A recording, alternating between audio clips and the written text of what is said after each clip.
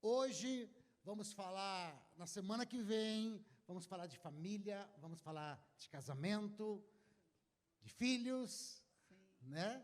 E claro que se fôssemos falar tudo que nós temos para falar, e que temos que aprender, nós tínhamos que passar, eu acho que o restante desse ano falando disto, mas a gente vai tentar falar aquilo de uma maneira descontraída, aquilo que Deus tem colocado no nosso coração, e eu sei que, de alguma maneira, vai ser bênção para as nossas vidas. E vamos compartilhar alguns valores que nós queremos compartilhar, que são valores importantes da palavra, e que são valores que nós vivemos, e temos colhido os frutos disso na nossa casa, na nossa família. Mas para a gente começar esta série, nós vamos um pouquinho mais para trás dos anos 80. Bem para trás, lá na infância. Vamos quase na época dessa televisão aqui, que é bem mais velha que os anos 80, né? Vamos lá para a infância. Vamos ver um desenho animado, um pedacinho de um desenho animado, você já vai entender o porquê desse desenho. Vamos colocar aí.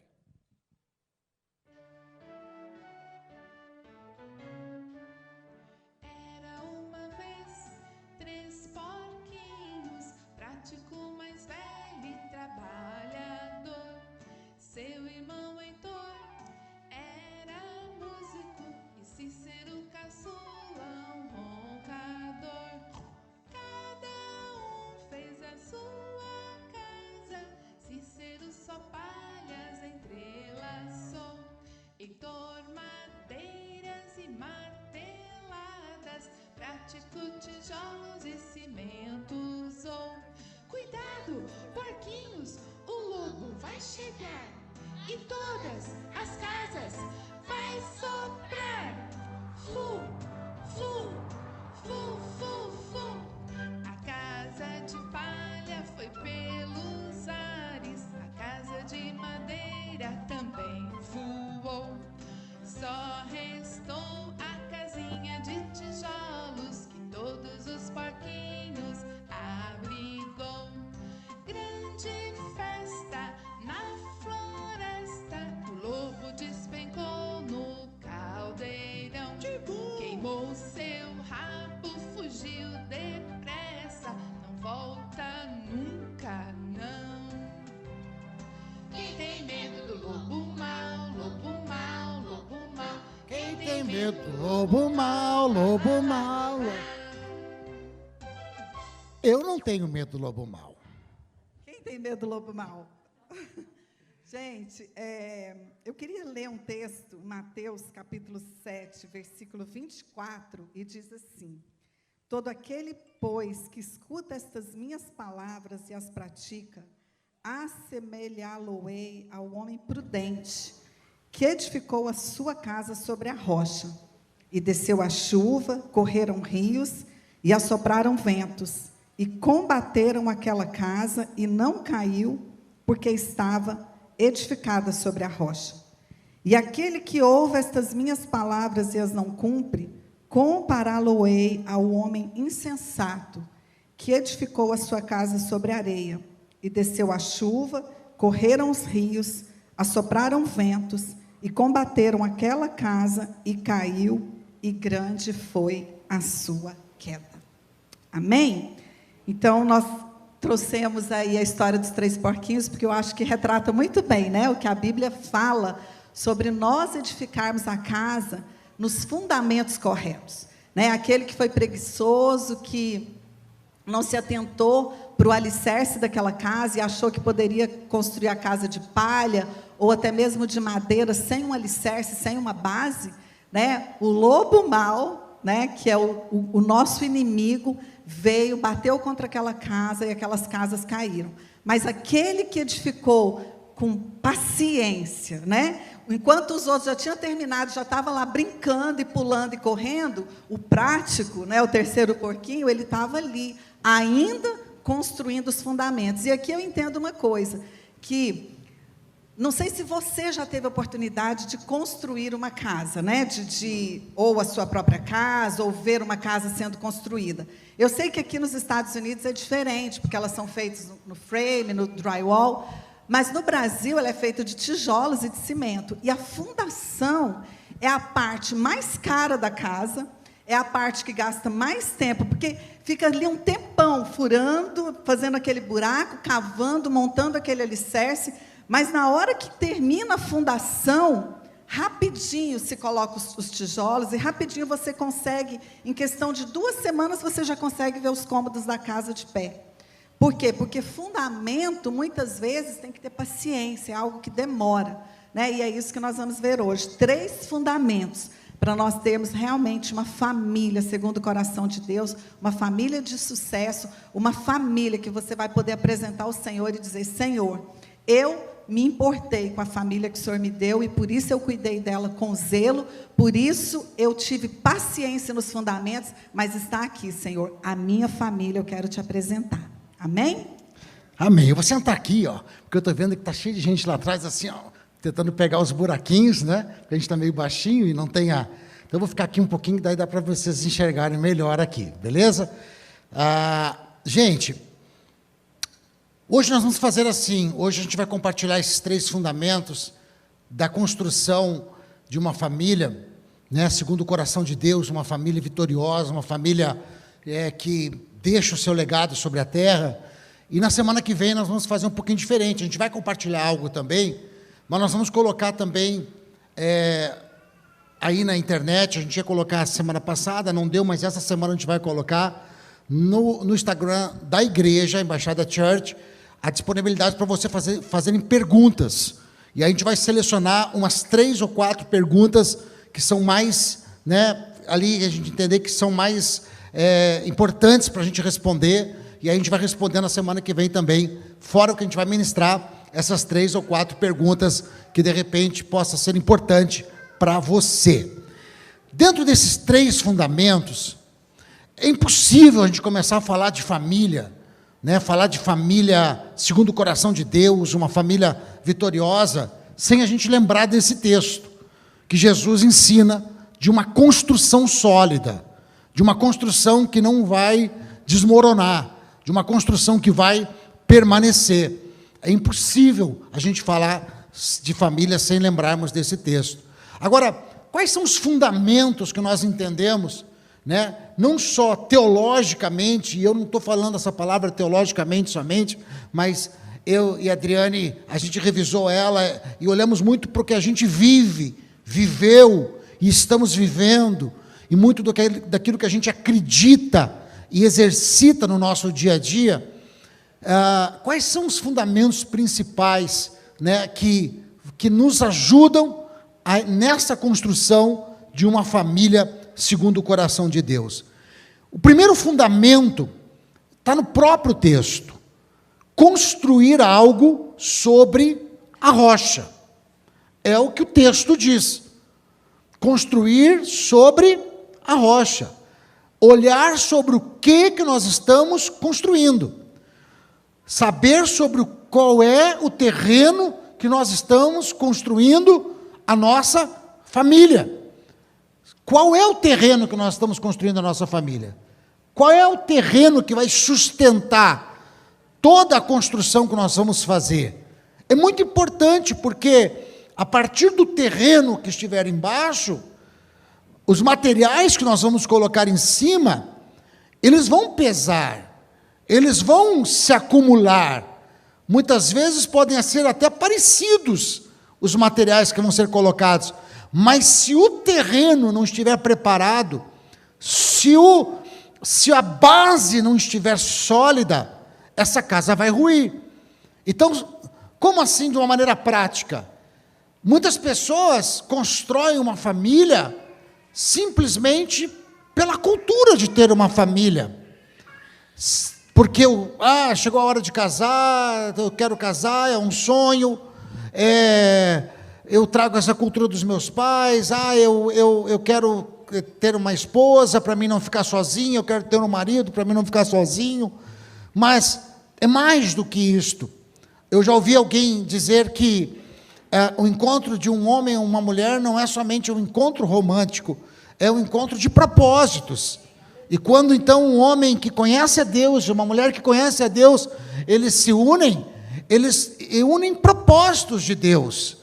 E eu acho que a primeira coisa que uma mulher deve perguntar para um rapaz que seja candidato de ser o seu futuro marido, não é o quanto ele ganha, qual é a faculdade que ele faz, qual é o curso que ele faz, ou qual é os seus desejos de viagem. Tudo isso é importante, tudo isso vai trazer afinidade, mas o mais importante é para onde você está indo. Eu quero ver se eu quero ir com você. Para onde você está indo? Quais são os seus valores? Qual é o seu propósito? Qual é o seu chamado? Porque tem muita gente embarcando num casamento sem saber para onde o homem está indo, ou para onde a mulher está indo. Nós temos que entender que nós temos um chamado, temos um propósito. Então, construir sobre a rocha é construir sobre um propósito, construir sobre o alicerce da fé em Deus. Por isso a Bíblia vai dizer que é muito difícil, o jugo desigual. Pessoas que um quer ir para a esquerda e um para a direita. É muito difícil o relacionamento com o jugo desigual. É importante o jugo desigual, não só no sentido religioso. Você é da minha religião, então está ok. Muitas vezes é chamado, ela é evangélica, ele é evangélico. Não quer dizer muita coisa, não. Não quer dizer muita coisa. É da religião evangélica, mas não tem visão nenhuma da parte do Senhor. É da religião evangélica, mas não tem visão nenhuma da parte do Senhor.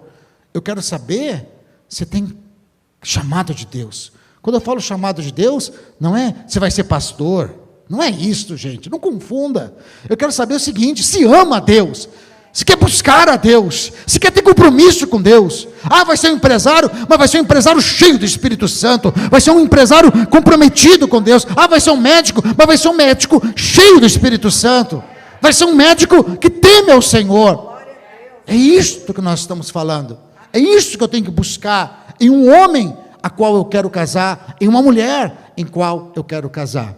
Então, primeiro fundamento, construir sobre a rocha.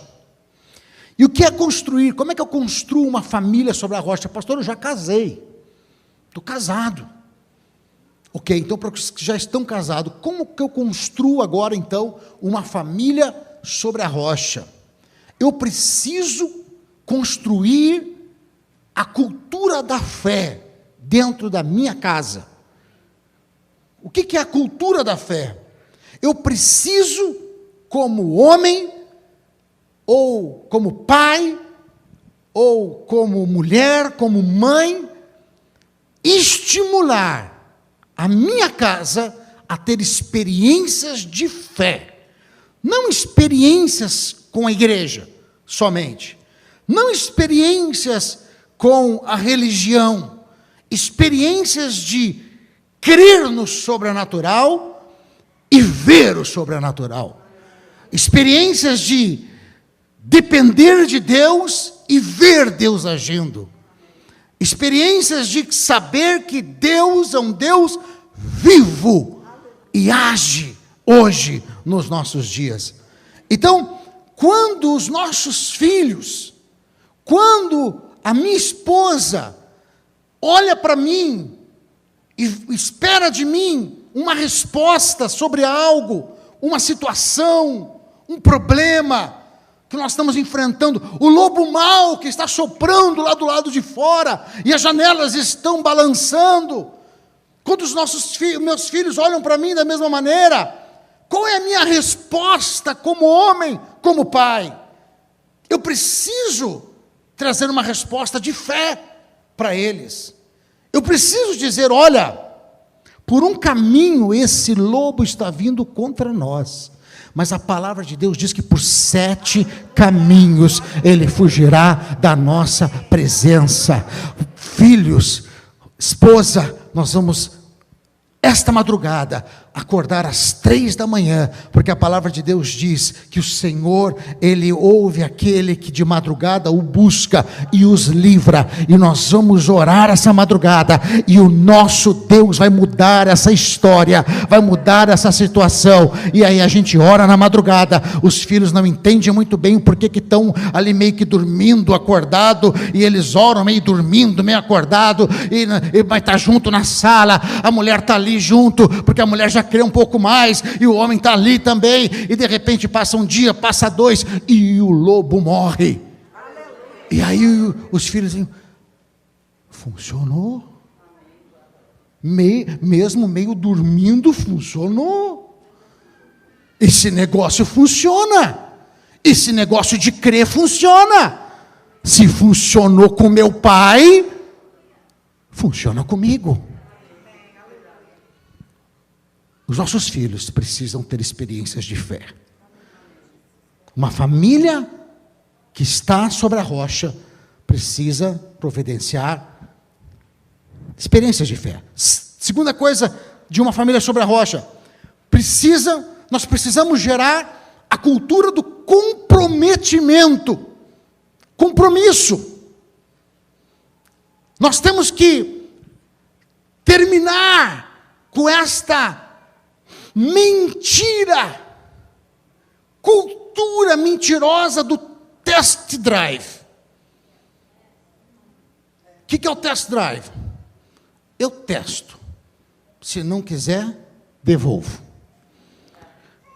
Cultura de compra no Walmart. Compra, usa e devolve. Dizem que é só brasileiro, mas eu repreendo isto. Brasileiro não faz isto. É mentira. Deve ser outro tipo de povo, não brasileiro.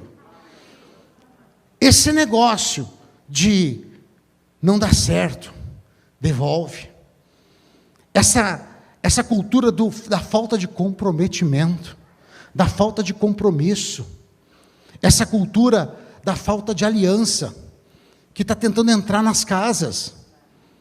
Não, qualquer coisa separa. Qualquer coisa.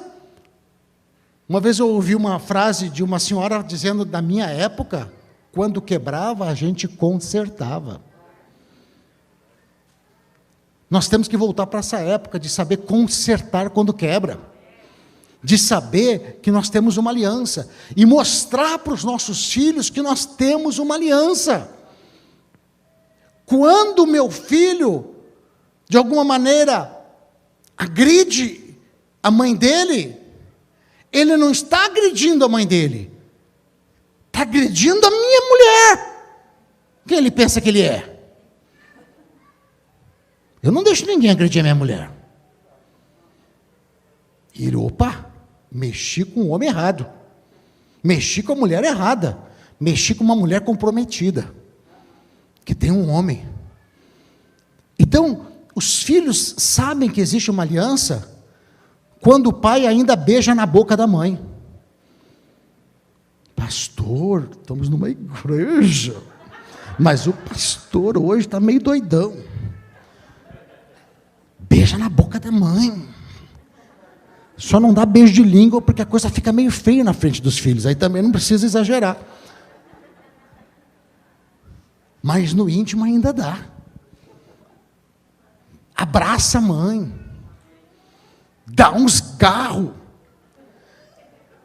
E os filhos olham isso. E eles ficam meio envergonhados. No primeiro momento. Mas sabe o que eles gravam? Comprometimento. Comprometimento. Aliança. Aliança com o chamado de Deus na igreja. A gente quer que os nossos filhos se envolvam com a obra de Deus. Sabe quando os filhos se envolvem? Quando eles veem os pais envolvidos. Não tem nada que faz os filhos se envolverem mais com a obra de Deus do que ver os pais envolvidos. Por mais que talvez eles demorem para se envolver, mas isso vai gravando. A hora que apertar, meu pai tem aliança com Deus. E por isso as coisas acontecem. E terceiro, construir sobre a rocha é construir com as nossas atitudes. Não existe nada mais destruidor numa família do que a hipocrisia. Pastor, o que é hipocrisia? É falar algo que não faz. É demonstrar algo que não é. Tem até aquela piadinha velha, mas que sempre dá certo, do cara que morre, o pastor vai fazer o velório, e o pastor não conhece bem o membro, não lembra direito, mas tudo bem, igreja grande, aí tal, como é que é o nome dele? Fulano de tal, grande homem, vai deixar muitas saudades, um pai exemplar, um marido carinhoso, um homem íntegro. Daqui um pouco a viúva não aguentou e cutucou no menino e disse: filho, dá uma olhadinha, vê se é teu pai mesmo que está ali dentro do caixão.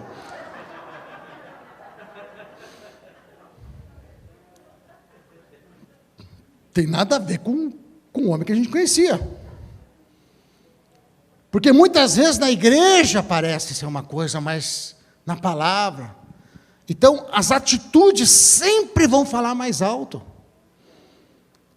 Ah, mas é o outro que descuida no trânsito, está vendo o sinal abre, está com o celular ali, bate na traseira do outro, o outro já desce nervoso, xingando, o que está atrás também, mas não precisa ser desse jeito, já também desce xingando, os dois começam a se estranhar, e aí já parte para as vias de fato, o outro é pequenininho, corre no carro, pega um facão, e o negócio vai ficando feio, e o grandão vai correr, tropeça, o pequenininho vem com o facão, e vai descer o facão, e o grandão diz: misericórdia! O pequenininho diz: o que você falou? Misericórdia. Misericórdia? Você é crente? Sou. Então, paz do Senhor, meu irmão, levanta aí, paz do Senhor. Então, são atitudes que não correspondem com a nossa fé. E os nossos filhos veem isso. A nossa esposa deixa de nos respeitar por isso. O nosso marido deixa de respeitar a mulher por isso. Porque diz que é de oração, do círculo de oração, do grupo de oração, e a maior fofoqueira que existe. Maledicente. Invejosa. Você viu o cabelo daquela fulana? Deve ter gastado uns $200 naquele cabelo. E ficou horrível. Queima.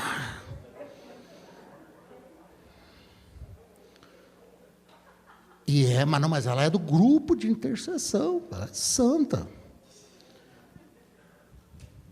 Vai, amorzinho. Não do nosso grupo de intercessão. Não do nosso. Gente, eu vou ficar de pé. Ou eu vou sentar aqui também. Acho que eu vou sentar aqui também. Agora, eu quieto e você, eu baixo Então, e você. tá. Ó, eu estou vendo o pessoal ali, amor.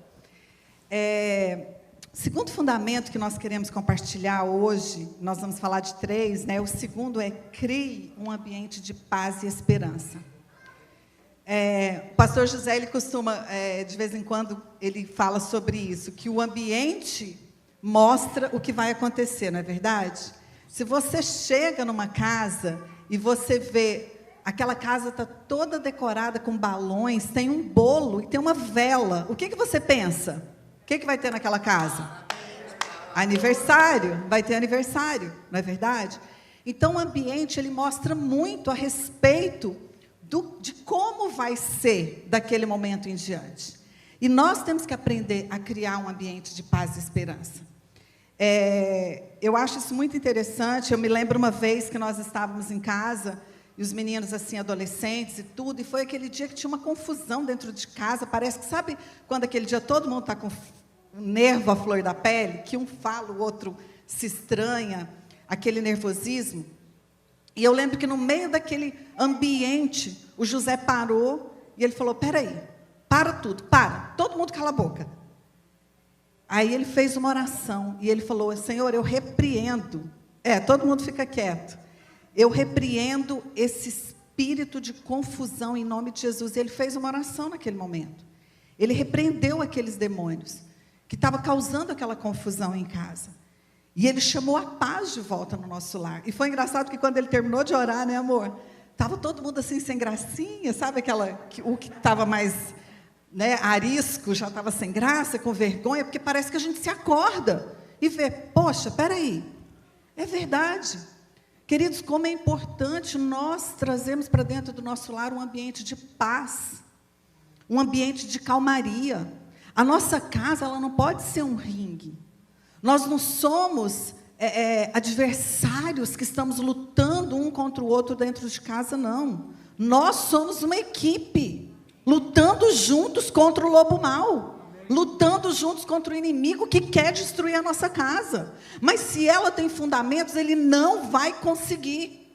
Ele não vai conseguir. Então, é muito importante criar essa atmosfera, criar esse ambiente. E para nós criarmos esse ambiente de paz e esperança, 3 coisas são necessárias. Primeiro, aceitação. Tudo começa na base, tudo começa desde o início, né? E é necessário ter essa aceitação. E quando eu falo de aceitação, não só do esposo, né? O dia que você pediu a sua esposa em casamento e ela aceitou, não é só dessa aceitação que eu estou falando, mas de uma aceitação em todos os aspectos. Aceitação dos filhos. Quantos filhos foram gerados sem os pais se programarem, né? E vieram de surpresa. E, às vezes, não foram aceitos. Depois que nasce, está ok, é lindo, é maravilhoso, todo mundo, né, brinca, aquela criança maravilhosa, mas, no fundo, lá no subconsciente, no momento que ela foi gerada, ela não foi aceita. E eu quero te dizer que isso traz um problema para o resto da vida daquela criança. E quando ela cresce, muitas vezes ela não vence na vida, ela não consegue ter vitória em algumas áreas e não sabe por quê. Mas é porque ficaram sequelas de rejeição dentro daquele coração. Né? Oi? Às vezes, está grávido, o sonho é ter uma menina, e quando faz ultrassom é um menino. E ali vem um sentimento de, inconscientemente, né? Amém, mas eu queria mesmo, era uma menina. Então, tudo isso é prejudicial. E eu me lembro de uma vez que nós estávamos em um congresso no Rio de Janeiro, logo que eu e José nos casamos, primeiro ano de casado, a gente estava ali naquele congresso, e tinha um pastor ali, um médico, ele estava palestrando ali, era uma convenção da ADONEP, então, são empresários, profissionais liberais que palestram, que dão testemunhos. E ele estava contando o testemunho dele, eu nunca me esqueci o nome dele, Dr. Edson, lá no Rio de Janeiro. E ele contando que quando ele estava casado já com sua esposa, né? Só que eles não conheciam Jesus e ele era extremamente mulherengo. E ele disse que ele tinha uma agenda, lembra da época da agenda, falando de anos 80, né? Agenda de papel, né? Que você tinha o nome lá, os contatos, letra A, B, C. E ele disse que tinha uma agenda com o nome das mulheres, que ele gostava de sair com ela. Então, ele acordava naquele dia, ele ia lá, punha o dedo, a letra F. Ele abria lá, ele escolhia uma da letra F para sair, para atrair a esposa. E, nesse meio tempo, a esposa engravidou, e ela, com a esperança de que aquela gravidez fosse salvar o casamento deles. E, quando ela se engravidou, ele ficou tão irado, ele ficou com tanto ódio daquela gravidez e dela ter engravidado, que ele chegou a chutar a barriga dela algumas vezes, porque ele não queria aquele bebê. Ele chegou a chutar a barriga dela. E, enfim, antes dela dar à luz, ele foi numa dessas reuniões da DONEP, ali ele aceitou Jesus e ele teve a vida dele transformada. E esse bebê nasceu. E ele percebeu que quando a criança tinha 3 anos de idade, já mais ou menos, de 3 para 4 aninhos, ele disse que algo estranho acontecia, porque ele não podia chegar perto da criança. A criança xingava, assim, ficava nervosa, irritada, gritava. A criança só queria o colo da mãe, disse que era uma situação assim, ele não sabia mais o que fazer. Ele indo na igreja, buscando a Deus, ele não sabia mais o que fazer, porque ele disse que já estava uma situação assim, indesejável dentro de casa. para criar tumulto mesmo dentro de casa. E ele disse que um dia o Espírito Santo falou com ele: você precisa pedir perdão para o seu filho, porque você não o aceitou, você o rejeitou. E ele disse que pensou: mas como eu vou pedir perdão para uma criança de 3 anos e meio? Não tem lógica, ele nem vai entender. E ele disse que, até pediu conselho a respeito disso, e ele foi aconselhado a realmente pedir perdão para o filho. E ele teve aquela convicção da parte de Deus, e ele disse que pegou o filho um dia, caminhando ali, ele foi até a praia ali de Ipanema, ele disse que sentou com o filho dele numa pedra, e o filho não queria, mas, eles tinham ido, o casal e tudo, com a esposa, mas naquele momento ele pegou o filho meio que separadinho, o filho não queria, ele falou: papai tem que te contar algo, e a criança quietou ali, e ele falou: quando você estava na barriga da mamãe, o papai não queria você, porque o papai não queria ficar casado com a mamãe, e o papai te rejeitou, e o papai chutou a barriga da mamãe.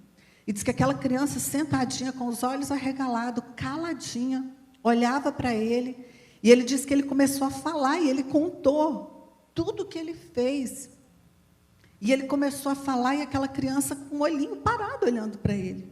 E ele disse, no final, ele disse: o papai precisa saber se você perdoa ele. Você perdoa o papai? E diz que a criancinha balançou a cabeça, e ele falou: então fala para o papai: papai, eu te perdoo. E a criança falou: papai, eu te perdoo. E ele abraçou a criança, ele orou por aquela criança, e ele disse que daquele dia em diante ele tinha problema para ir para o consultório trabalhar, porque a criança agarrava no pescoço dele e não deixava ele embora, queria ir para o consultório trabalhar com ele. E ali o Senhor trouxe uma libertação.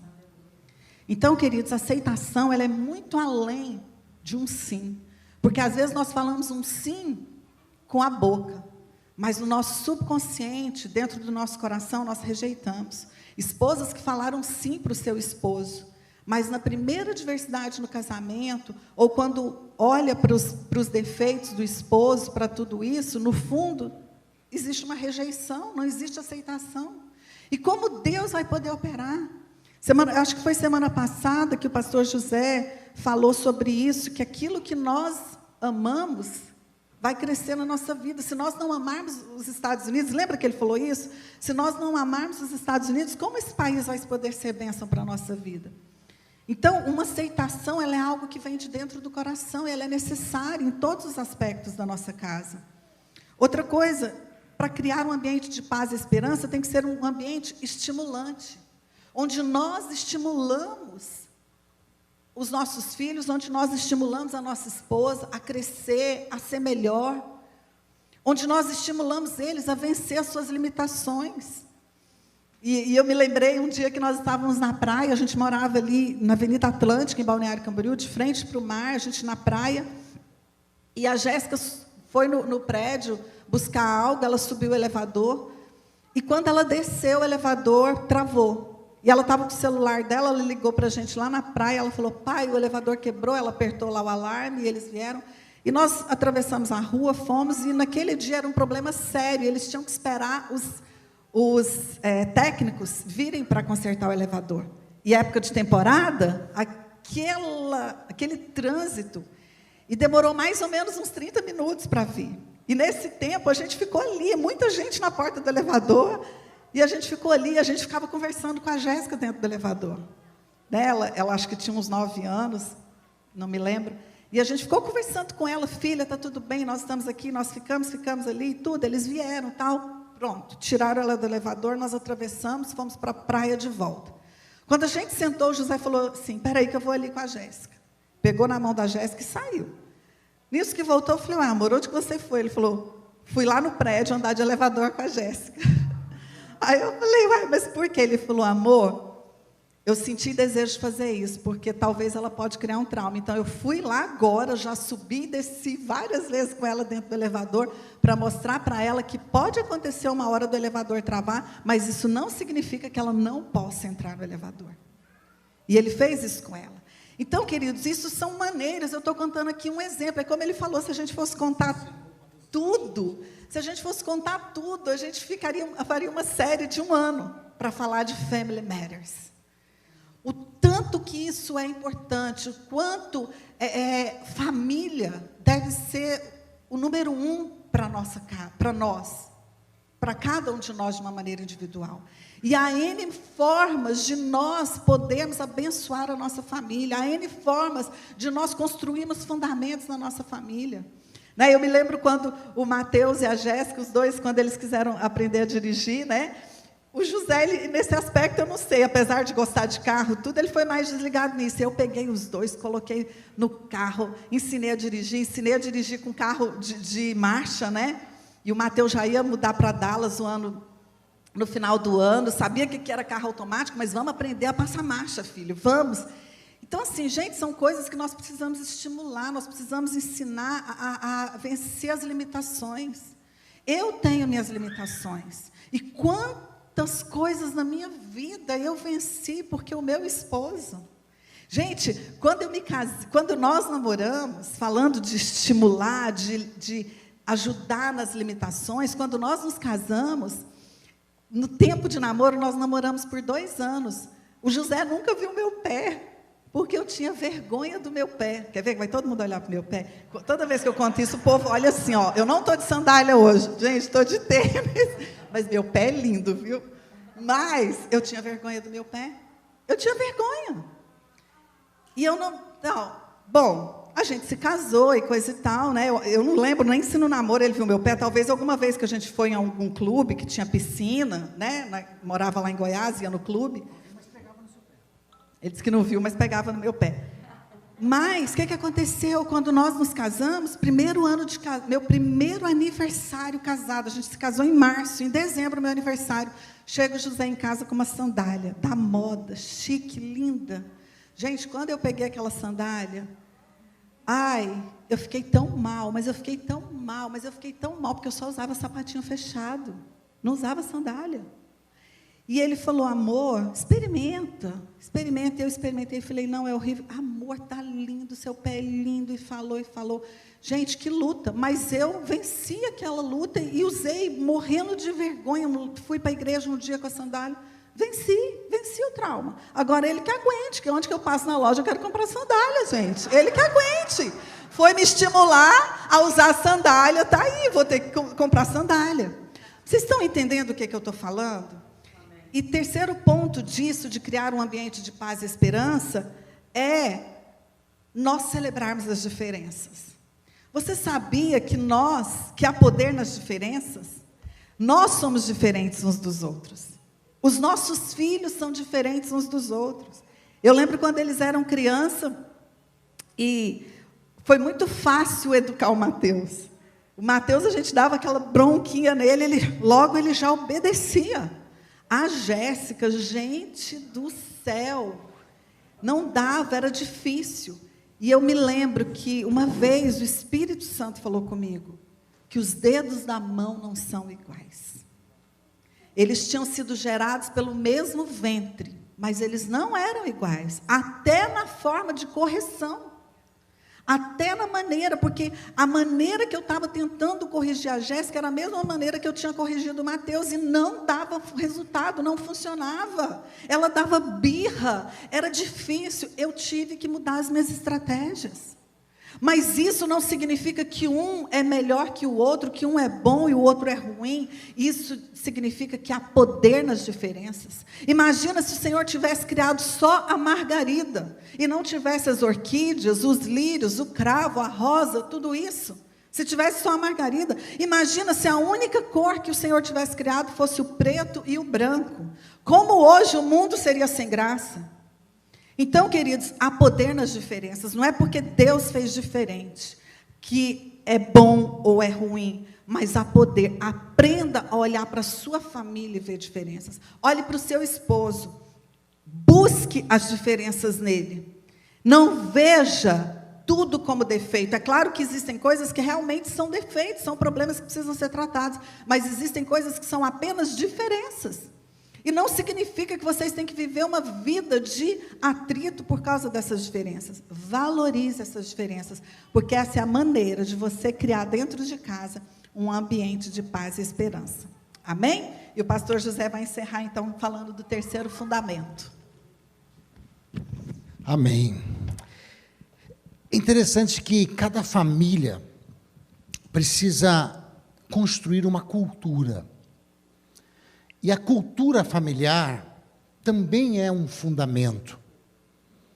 Né? Nós aprendemos que construir esse ambiente de paz, construir sobre a rocha, que é Cristo, mas nós precisamos também construir uma cultura. Eu lembro muito, a gente ouve muito essa expressão, talvez você já ouviu, meu pai não me deixou muito dinheiro, mas meu pai me ensinou que homem faz desse jeito. Meu pai, fio do bigode valia mais do que um contrato. Já viram esse tipo de coisa? Na minha casa, a gente sempre valorizou isto. O que são essas afirmações? Essas afirmações são afirmações de uma cultura. Culturas familiares que são passadas de pai para filho. E essas culturas, elas muitas vezes podem ser limitadoras, porque elas podem conflitar com a vontade de Deus, né? Elas podem ser limitadoras, como aquela história também conhecida, mas vou contar rapidinho, do marido recém-casado que comprou um peixe maravilhoso, ou pescou, não sei lá, ou falou que pescou e comprou, não sei, mas o fato é que ele chegou com um peixe maravilhoso e disse: faz esse peixe, minha esposa. Poxa, recém-casado, nunca faça isso com a sua esposa. Traga um peixe para dentro de casa, nunca faça isso. Né? Mas ok, já começou errado, né? Aí ela foi e fez o peixe. E aí quando ele chega, o peixe era enorme, estava assim um pedacinho assim só na... E ele diz: mas cadê a cabeça do peixe? Ela falou: tirei. Mas cadê o rabo do peixe? Eu tirei. Mas por que tu tirou a cabeça e o rabo? Eu falei: não sei. Eu falei: mas como é que você não sabe? Se você tirou a cabeça, tirou o rabo, você tirou por algum motivo. Como é que você não sabe? Eu falei: não sei. Minha mãe sempre tirou a cabeça, sempre tirou o rabo, eu tirei também. Mas eu não gostei muito, não. Próxima vez, tira. Aí a mulher ficou chateada, ligou para a mãe de noite, falou: mãe, desculpa, eu fiz aqui o peixe para meu marido, eu vi que ele ficou meio chateado, ele gostou, mas eu tirei a cabeça e o peixe, como a senhora sempre tirou. E por que a senhora tira sempre a cabeça e o peixe, mãe? Ela: não sei. Mamãe, como que a senhora não sabe? Me conta, porque eu estou tendo problema no meu casamento. Não sei, sua avó sempre tirou a cabeça e o peixe. E aí vai, né? Então tem coisas que a gente vai trazendo de geração. Aí ela ligou para a avó, tá certo. Aí a mãe ligou para a mãe dela. Diz: olha, mãe. Ela: minha filha. Sua neta. A bisa lá, sei lá. Sua neta foi fazer o peixe que a gente sempre faz lá e tal, e tirou a cabeça, né? Então a senhora sempre tirou também. Eu fui dizer para ela que aprendi com a senhora e tal. Mãe, pelo amor de Deus, onde é que a senhora aprendeu a tirar a cabeça e o peixe? Minha filha, isso é uma história antiga. Sabe o que é? É que quando a gente casou, eu e seu pai, a gente era muito pobre. E só tinha uma caçarolazinha pequenininha. E não cabia o peixe. Então a gente tinha que tirar a cabeça e tinha que tirar o rabo do peixe, porque não cabia. Então eu sempre tirei a cabeça e o peixe, porque só tinha aquela caçarola. E aí a gente vem tirando a cabeça e o peixe eternamente, né? A cabeça e o rabo. Dito isto, mas assim, tem costumes, culturas, que realmente podem ser limitadoras. Mas toda família precisa estabelecer cultura. E o que é uma cultura familiar? Uma cultura familiar também é um fundamento de proteção, de construção de uma família. Primeiro, como é que se constrói essa cultura? Com os nossos costumes. Quais são os nossos costumes? O que nós fazemos? O que para nós é normal?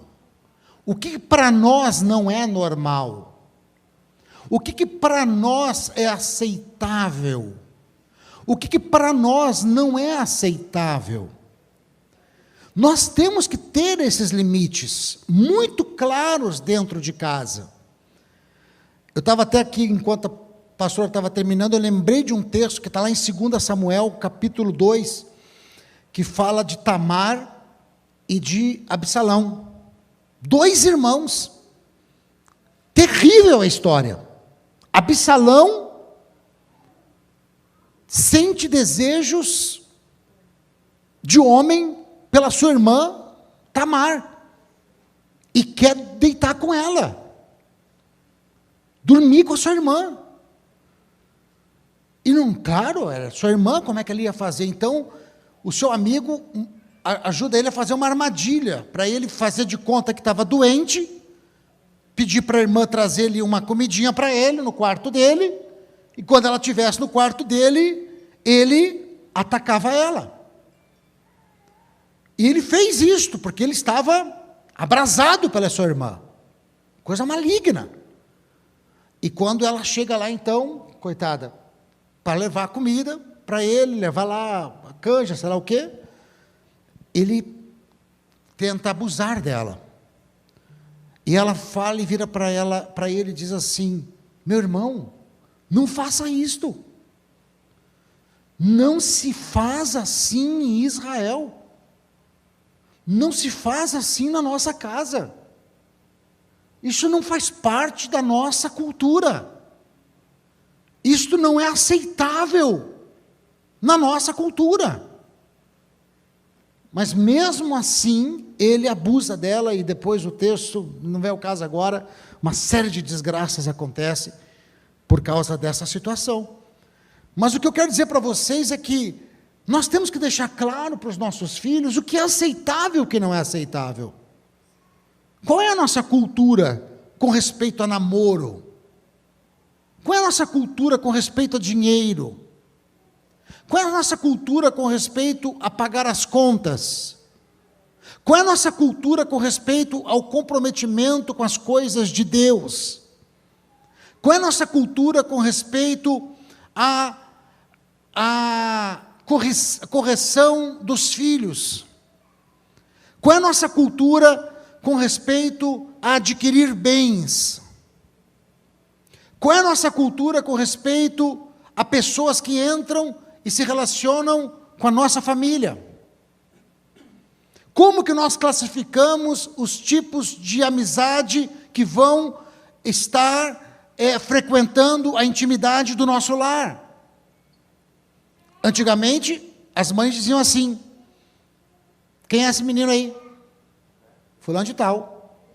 Filho de quem? Não era assim? Filho de quem? Quem é o pai? Quem é a mãe? Quero saber quem é o pai, quem é a mãe. Porque para ser seu amigo, para frequentar aqui em casa, quero saber se está dentro da nossa cultura. Era o que era. Então hoje, não é diferente. É claro que cada época é uma época. Pastor, o senhor quer voltar para lá, para 30, 40 anos atrás? Não, eu estou dizendo que nós, mesmo na época da internet, mesmo na época da modernidade, mesmo na época, né, da comunicação, nós temos que estabelecer algumas culturas dentro da nossa casa. Não é aceitável que o seu namorado durma aqui. Não é aceitável. Pai, mas ele vai dormir lá na garagem. Mas nem na casinha do cachorro. Eu pago um hotel para ele. Eu lembro que eu estava para casar com a Adriane, e essa eu fiquei doído. Essa eu fiquei até hoje. Olha, eu demorei para perdoar essa. Eu sei que ela está assistindo, a minha amada sogra. Sabe que eu te amo. Daqui a pouco ela me manda mensagem. E faltava acho que 2 ou 3 semanas para o nosso casamento. 2 semanas. E nós íamos, tipo assim, como daqui a Miami, a prima dela também ia casar, alguma coisa assim, e nós íamos fazer algumas compras que faltava para o casamento. E não íamos sozinhos, íamos de dia, voltávamos de dia. Tá bom? Isso aqui também não... Isso aqui é de uma outra época, tá? Aí, o que aconteceu? Ela, mãe, eu estou indo com o José fazer umas compras lá para o casamento, ali em Goiânia, nós morávamos em Anápolis, e está indo a Renata e o Rosenberg também, nós estamos indo lá fazer essas compras e voltamos no final da tarde. Olha ela, ó. Depois que você casar, você vai para onde você quiser com ele. Demorou para perdoar, mas sabe que te amo hoje. Câmara 2. Eu sei, né? Mas assim, não é aceitável que nós venhamos a tomar emprestado e não pagar. Não é aceitável que nós temos que colocar limites. Eu lembro de uma mãe que veio pedir um conselho para a gente. Nós éramos pastores de casais, de jovens. Veio falar até com a pastora Adriane. Pastora, minha filha chega às 5 da manhã em casa, bêbada, não me respeita, vai para balada, não sei mais o que eu faço. Ela, mãe, mas você tem que... Ela estuda, mãe, você tem que... Calma, você tem que fazer o seguinte, coloque um horário para ela sair, ver com que ela está saindo, e dê o conselho. E diga para ela que ela pode sair, mas que ela tem que voltar tal horário. E que ela tem que te dizer durante onde é que ela está, o que ela está fazendo. Pastora, mas ela já tem 13 anos. Os adolescentes gostaram dessa, né? Deu uma mão. Infelizmente, essa menina, ela afundou nas drogas com o namoradinho. A mãe dizia para mim assim, o namoradinho ela traz ele para dormir aqui em casa. Pastor, e na hora que ele está aqui assistindo televisão, ela passa na sala de camisolinha. Eu falei assim, mas como que você permite? Você não pode permitir uma coisa dessa. Pastora, mas o que eu faço? Eu falei, diz que não vai trazer, e quando ela quiser sair, você vai trancar a porta e dizer que ela vai sair. Pastora, mas ela vai ficar com raiva de mim. Eu falei, o que você prefere? Que ela tenha raiva de você hoje ou que ela morra amanhã? Eu falei, se preciso for, você tranca a chave, engole a chave. Eu falei, deixa aí para ela. Você engole a chave, para ela não achar a chave. Depois toma um lactopurga. Só que, queridos, a mãe não colocou os limites. Essa menina se afundou, se desviou da igreja. Ela voltou anos depois, quebrada, usando cocaína, quebrada, porque a mãe achava que com 13 anos não podia corrigir ela. Triste demais. Não meu tem Deus. Porta que se abra com lactopurga. Mas, gente, terminando aqui, em último, costumes. Estabelecer uma cultura. Qual é a cultura da minha família? E aí entra os valores e as crenças. Quais são os nossos valores? O que para nós é importante? Um valor que a gente sempre estabeleceu é comer junto.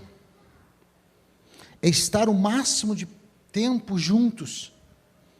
Porque quando a gente come junto, a gente consegue detectar o que está acontecendo na vida do filho. Pastor, mas nós vivemos hoje num tempo, meu marido sai, ele come na rua, a gente come lá, eu sei, a vida é louca, eu sei disso. Mas, quando dá, comam junto. Tem família que a vida é louca, aí quando estão junto, um está com o prato na sala, vendo o jogo, o outro está no quarto, comendo, jogando videogame, e a outra está comendo em pé na cozinha, vendo alguma coisa na internet. Como que vai... Aí o valor, esse valor de comer, da mesa, se vai embora. Então, por exemplo, um valor da nossa família é comer junto. Até a televisão a gente desliga. O celular a gente não conseguiu ainda tirar da mesa. Mas a gente bota ele no silencioso. Vai ter uma crise aqui agora, gente. Bota no mínimo no silencioso.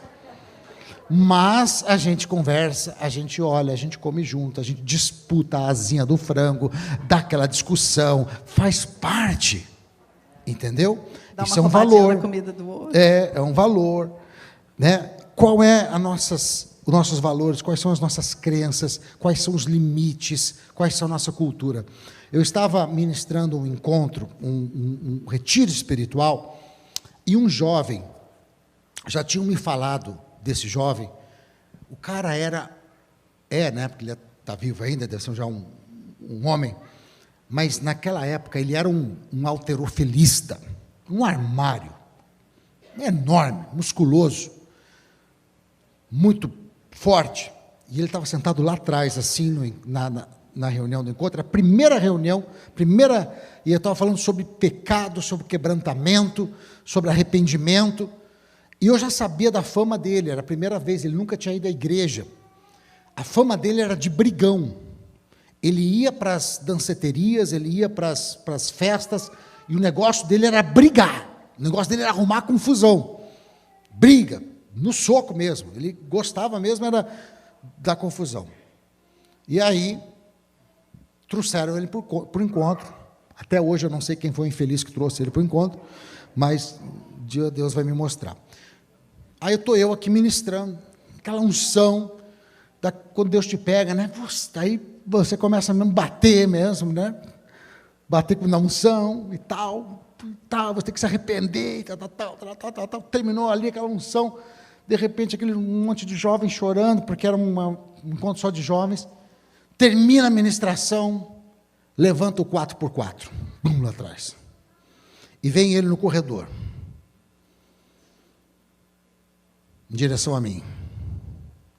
Eu fui me encolhendo. E ele veio vindo. E o Senhor aceita a minha alma. Estou fazendo a tua obra, Deus.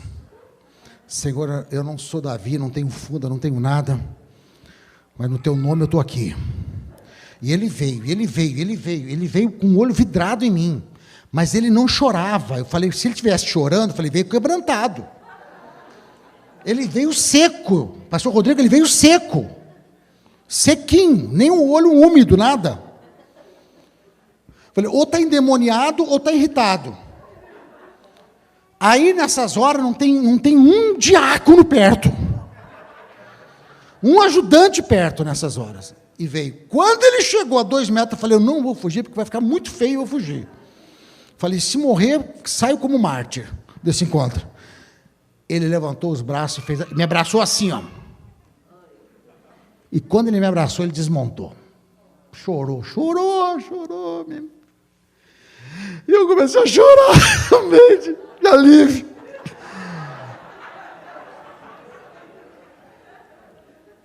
Aí deu aquele alívio.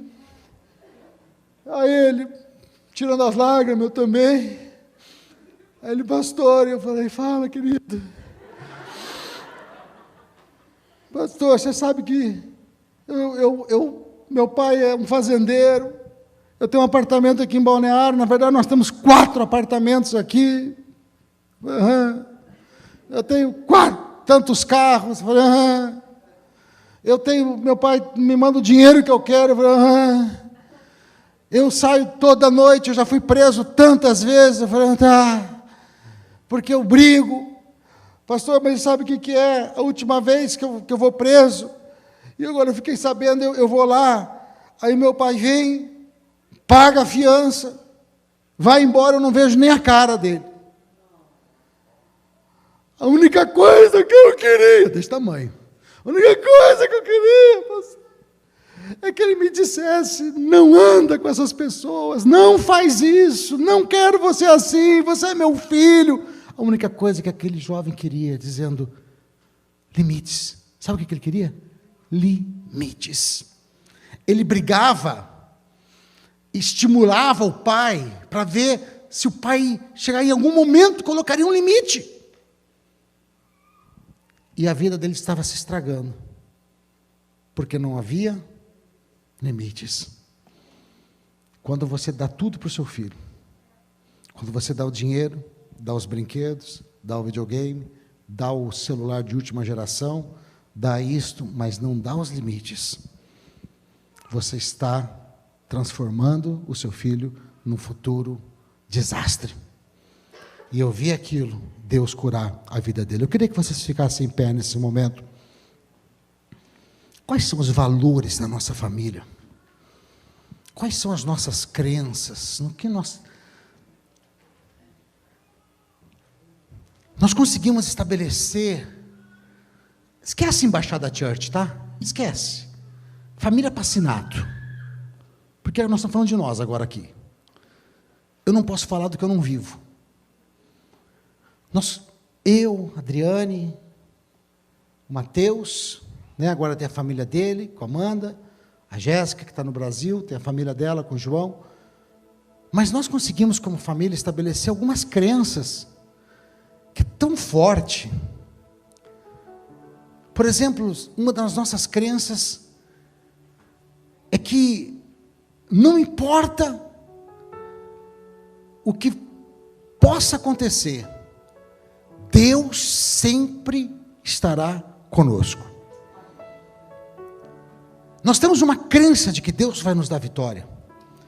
Que quando um está meio fraco, quantas vezes você ligou para o Mateus e o Mateus liberou uma palavra sobre a sua vida? O Mateus lá do CFNAI.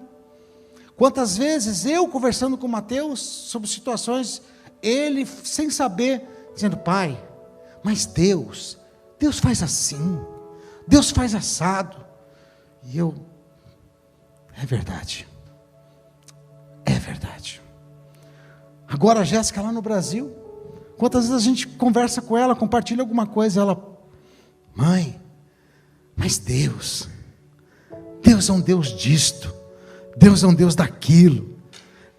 Lembra quando Deus fez assim? Ele vai fazer de novo, Ele vai fazer novamente. Então nós temos uma crença. Verdade. Quando eu tive o câncer o ano passado, eu não queria, a única coisa que eu não queria era entristecer os meus pais e os meus filhos. Eu não queria que eles tivessem que passar por esse sofrimento. Já bastava que eu tinha que passar, mas eu não queria que eles tivessem que receber uma notícia dessas, né? E eu me lembro que a gente chamou a Jéssica para tomar um café, e na hora que a gente sentou, ela sabia que eu tinha acabado de sair do médico. Ela falou: mãezinha, e aí? Eu falei: filha, é maligno e tal. A gente saiu dali, a gente entrou numa loja, a gente foi olhar roupa, a gente se distraiu e tudo. E as palavras que ela me disse, depois o Mateus, quando me ligou, que ele estava aqui, ele me ligou. E eu falei: gente, isso não tem preço. Você estabelecer fundamentos na vida dos seus filhos, da sua família, da sua casa, porque porque o dia mal chega na nossa vida, né? O lobo mal sopra. Se você é pastor, se você é quem, você pode ser trilionário, o dia mal ele chega, a situação, elas vão chegar, o lobo mal vem tentar soprar para a nossa casa cair, ele vem com fúria, mas eu vi, sabe, o quanto os ensinamentos que a gente deu a eles quando criança, deu base para eles. Eu não vi, sabe, eles desesperados. Eu sei que eles se angustiaram junto comigo, mas eu não vi eles desesperados em nenhum momento. A Jéssica dizia: mãe, eu tenho certeza que você não vai morrer. Eu tenho certeza, mãe. Fica tranquila. Então, assim, isso é por causa dos fundamentos. E a crença também, outras crenças. Uma das crenças que nós temos, e a Adriane sempre fala isso, que nós podemos realizar todos os nossos sonhos dentro do contexto do casamento. Vocês já ouviram ela falar isso? E eles acreditam nisso. É uma crença que nós temos. Então, eu e a Adriane, de vez em quando a gente sai, sobra um troquinho, separa, né, faz uma poupançazinha, vai ali para Miami, pega um hotel, fica em Miami, fazendo o quê? Passeando, gente, namorando, vai lá num restaurante, no rooftop, fica lá de cima olhando, vendo como é que os ricos vivem, né? Olhando e tal. E aí a gente vai para o hotel, volta, e eles vibram com isso. Quando a gente vê, tá a Jéssica saindo com o João, tirando um dia, uma semanazinha, estão indo num restaurante, estão curtindo, estão passeando. A Amanda e o Mateus, eles vivem experiências, eles vivem aventura no casamento. Isso são o quê? Crenças. Crenças. Verdade. E que nós precisamos construir. Aleluia, Jesus. Amém?